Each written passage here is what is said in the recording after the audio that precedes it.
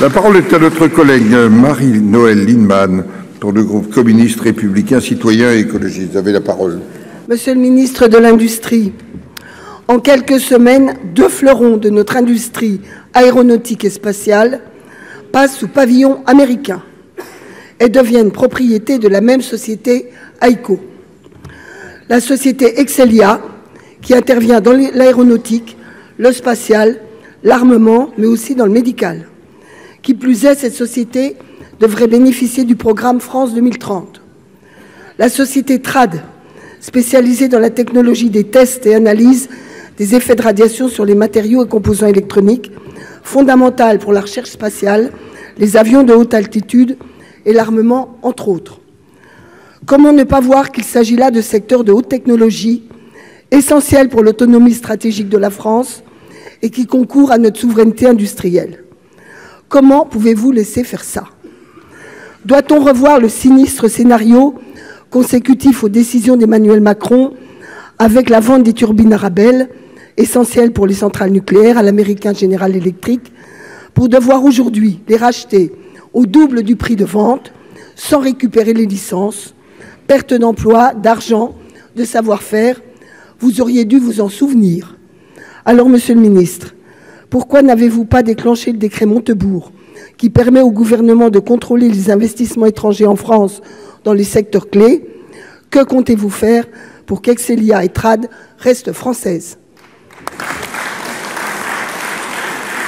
Pour vous répondre, la parole est au ministre délégué chargé de l'Industrie, Monsieur Lescure.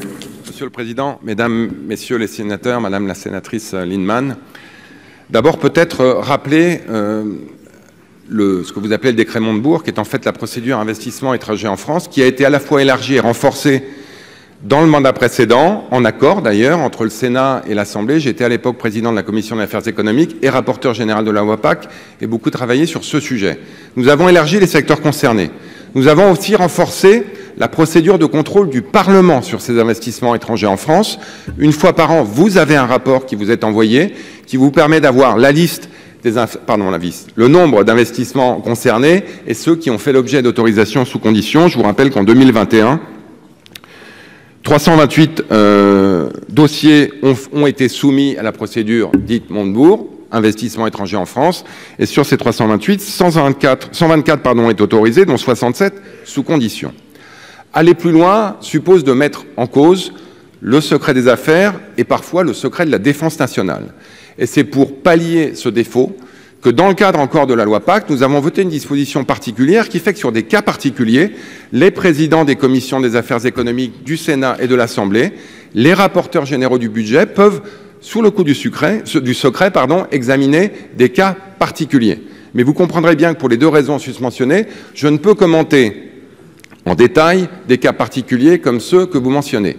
Sachez pour autant que ce soit pour la société TRAD et pour la société Excelia que vous mentionnez, évidemment, nous avons à cœur les intérêts stratégiques de la nation, la souveraineté industrielle et les enjeux de secret défense quand nous examinons ces dossiers, et nous l'avons fait et nous continuons à le faire. Merci. Madame Lienemann. Non mais, mes chers collègues, nos concitoyens ne comprennent rien. Vous êtes ministre, enfin votre ministre, Monsieur le maire, de la souveraineté industrielle. On voit partir 2 fleurons. On sait que ces fleurons, en particulier Excelia, on sait qu'il y a eu un débat et que vous n'aviez pas, dans un premier tour de table, trouvé les actionnaires français. Ce n'est pas un secret d'État, c'est dans tous les journaux de France et de Navarre. Donc aujourd'hui, moi ce que je vous demande, on aimerait vous croire, mais on voit s'accumuler la perte de souveraineté industrielle du pays. Pouvez-vous nous donner la garantie que l'État maintiendra Excelia et TRAD à capitaux majoritairement français? Merci.